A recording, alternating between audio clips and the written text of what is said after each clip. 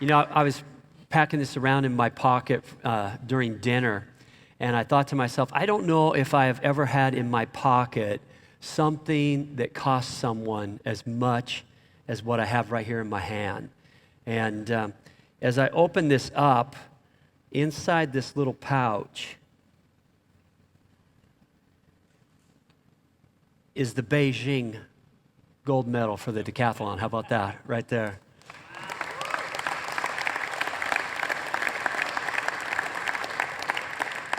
And the Athens silver medal for the decathlon. You got a little bit of hardware here. Pastor Dan handed that off to me and said, hey, you got to put that under your shirt or whatever. And I said, there's no way I could put on what this guy, had to give it so much of his life for. And Bryan, thank you for being here with us and No just problem. sharing with us. He's sitting here and he's talking to us, and he looks like the guy that could just walk down the street and be like everybody else. But there's a distinguishing mark that made him the world's greatest athlete. And you've shared some of that story of the things that are behind the scenes, like, growing up hurting, broken, having your mom and dad split up, and just how that put you in a tailspin. How in the midst of all those things were you introduced to Christ? And how did you come to that place of surrendering your own life to Christ? It's a long story. I mean, we could literally be here all night. But I'll just share just a snippet. My mom one day came up to me and she said, I was in, I think, 3rd grade, and she said, Bryan, would you still love Mommy if she wasn't here? And I was on my way to school, and I said, absolutely. And I just thought my mom was being needy, because, moms like to hear that sometimes. I said, absolutely. That night, my mom didn't come home, and she had left our family, my brother, myself, my dad, to go meet up with another guy from her past that she decided she was going to start a new life with. And she flew to Texas from Hawaii to go meet this person. And when she went to meet him, she got there to Texas, and that person had become a Christian. And he brought her to church. And from that, my mom gave her life over to Christ, flew back after a few months, flew back to her family, and that's how we were introduced to Christ. And so, of course, you can imagine that's kind of the catalyst that caused chaos with my parents. But as we continued to move forward, my mom's faithfulness and always trying to make sure that that seed was planted, no matter how bad life got and no matter how much we wanted to reject our faith, she was that constant prayer warrior in our life. And so that led me all the way through college. And then when I got to college, I kind of hit ground zero. I had some stuff going on in my life that took me down to the rock bottom, and I had to make a decision. Was I going to follow Christ? I can literally remember seeing the angel on one shoulder and the devil on the other shoulder, and I had to decide, am I going to follow Christ, or am I going to continue down the path that I wanted and or that I was on? And I didn't want that anymore, and I decided that I wanted to go the other way. And so it's been a roller coaster ride ever since, but I've just been running as best I can in the direction of Christ, and hope to be able to keep doing it. Yeah. When you won the gold medal, you and I were talking, and you talked to me about the day after and waking up. And you want to talk about that for just a minute, the difference between perception. Yeah. I mean, anybody here, when I pull out your gold medal and we all look at that and we go, wow, that's unbelievable, to be the world's greatest athlete. What was it really like the next morning? Yeah, so in Beijing, I had a room. It was stark white. It was about 300 meters from the track, so I could see the Olympic Stadium from my room. And that night, we had gotten back at about, I don't know, it must have been after 1 a.m., and I had fallen asleep, and I'd put my gold medal on my nightstand, and I'd fallen asleep, and the next morning I woke up in this stark white room, the sheer curtains blowing, the light coming in. And when you wake up after the decathlon, the first thing you do is you wiggle your toes, because you want to see how bad everything hurts. And then if those kind of work okay, you move your ankle, and then you feel your calves, and you're like, oh my gosh, okay, my body feels like I was in a car wreck.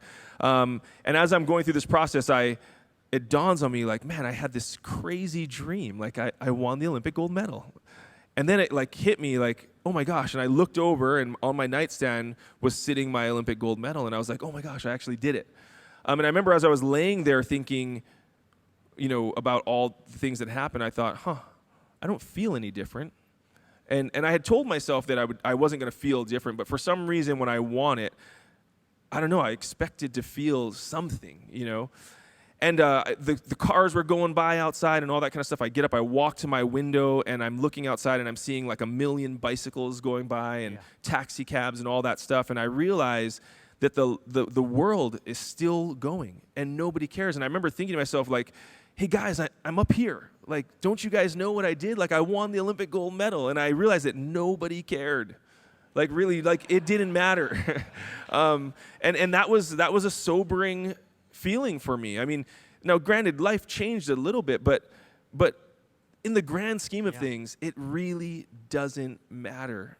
There are things that matter more than just medals and those types of things. And that was what I realized when I was standing there. And it took me a little while, but I was able to find my way and kind of figure out where to go from there. You know, in every one of our lives, we're all unique. We have our different things that go on. But so often, as men, we get our eyes on something that we think is going to make us happy, that is going to fulfill us. And the truth is, you just talk to people in any walk of life, in business, and in sports, in entertainment. You can choose any topic. And the truth is that without God, without purpose, without the love of your family, all of those things are just meaningless. You can hit the pinnacle, and what a lot of guys do is they fall off the other side. And they fall off because of the disappointment and the disillusionment of thinking that if I just made that much money, if I just had that job, if I just had that woman, if I just had that situation, then everything would be great in my life. And yet there's that place of just disappointment. And, you know, there's a couple of things, you know, as an athlete you face. Every guy faces this, but it's magnified in the place of elite sports. And, you know, there's a realm of temptation with just, you know, where guys, you know, I think there's two big temptations. One is the temptation that comes with the opportunities, because there's so many opportunities that are just put out in front of you. The second thing is different, it's a different track, but it's the temptation of the expectations. What happens in your mind? I know that, you know, you mentioned a little bit, and I've heard you talk about it in other settings, where, you know, standing there knowing as an American that if you don't bring home the gold, anything less than that, in some people's mind, is not a win. Yeah. And just the pressure of that. Can you talk about those two things? The temptation of just the environment, things that you have to face, because these guys, you know, traveling, you know, it doesn't even have to be about traveling, but going out, you know, on the road, traveling as business guys and being in these settings, and everybody's wanting to go this direction. I mean, talk about those moments of having to make the decision. Yeah, it's tough. I mean, it's really hard. I think there's a lot of people that talk about God and Christ. You know, I always say every like music, you know, award show, and every time somebody gets an award in athletics, it's like, I want to thank God, and I'm like, okay. And I'm not trying to judge them, but I know a lot of them, right? I see a lot of them like in behind the scenes. And so one of the things you realize and you learn very quickly is, you know, you have your public face that's there, and then you have the non-public face, your private life. And the private life can look very different. And so I remember early on being asked by my first PR marketing company, and them saying, hey, you need to decide right now, do you want to be Bryan Clay, the Christian, or do you want to be Bryan Clay, the world's greatest athlete? Because you can't be both. And I didn't know enough about everything to realize that you couldn't be both. I was just naive enough to think I could do both. But as I went down the path of Bryan Clay, the Christian, I learned very quickly that they were right. It is very, very difficult. I would say almost impossible to be the Christian and still be the world's greatest athlete and get all the things that you want there. And what I mean by that is there are decisions that you have to make as Bryan Clay the Christian that Bryan Clay the world's greatest athlete wouldn't normally make.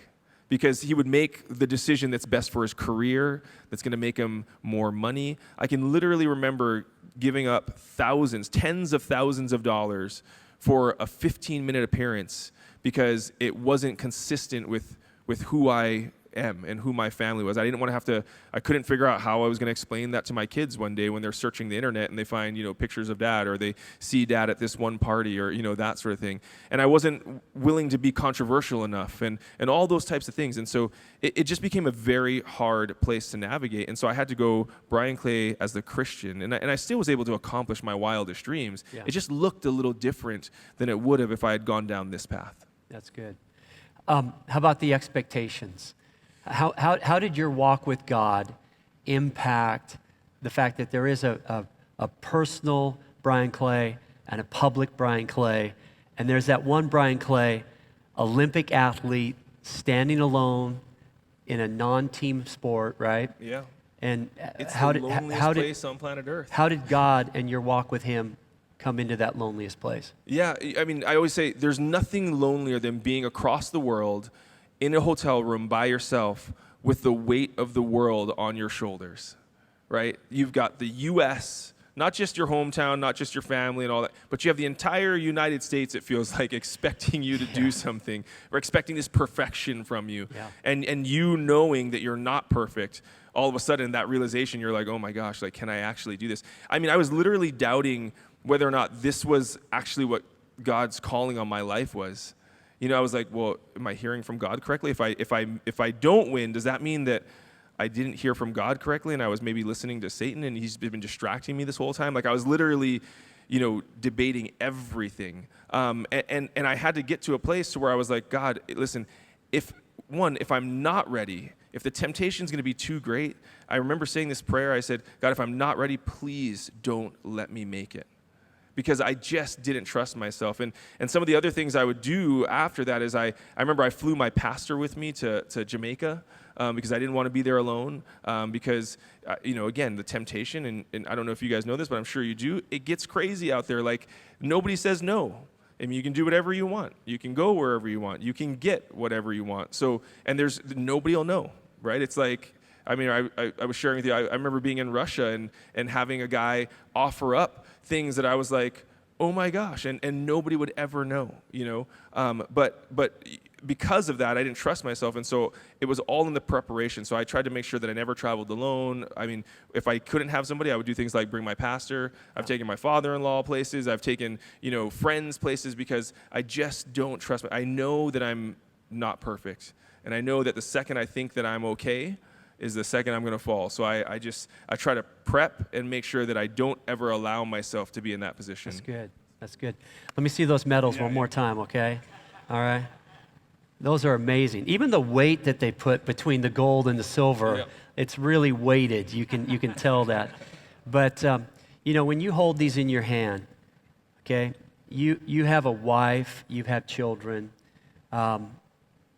In the grand scheme of life, after having woke up in Beijing the day after, would you ever trade what's here for the things that are in your life, in your family? It's funny. I've got a lot of friends, and a few years ago, even just until last year, we've had a lot of friends our age that are getting divorced. And I remember specifically a friend that was in the middle of getting divorced, and I was having this talk with him, and I said, listen, the difference is if my wife asked me when we were getting married, if she had asked me, or once we were married, if she had asked me to stop doing track because it was interfering with our relationship, I said I would have given it up in a heartbeat. And I wouldn't be bitter about it. I would literally give these up today if I knew it was going to save my marriage and save my kids. And that's the difference between me and where he was at. He was bitter because he had to give up his career to go a different route because he had a kid a little early and all that kind of stuff. And he didn't believe me, but I can honestly tell you today, my wife knows for a fact that if she had asked me, I would have given it all up in a heartbeat. I wouldn't have ever thought twice about it.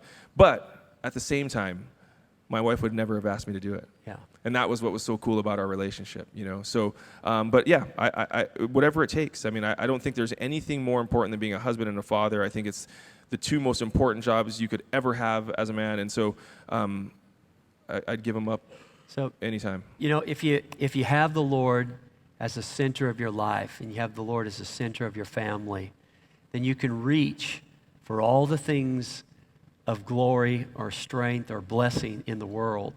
And if it's in proper position, in proper order, you can not only be an Olympic champion, you can be a champion in life. And life can really have its greatest impact. So let's give it up for Bryan. Bryan, thanks so much. You. We're still going to talk a little bit more, okay? Bless you, man. Great job. Appreciate it.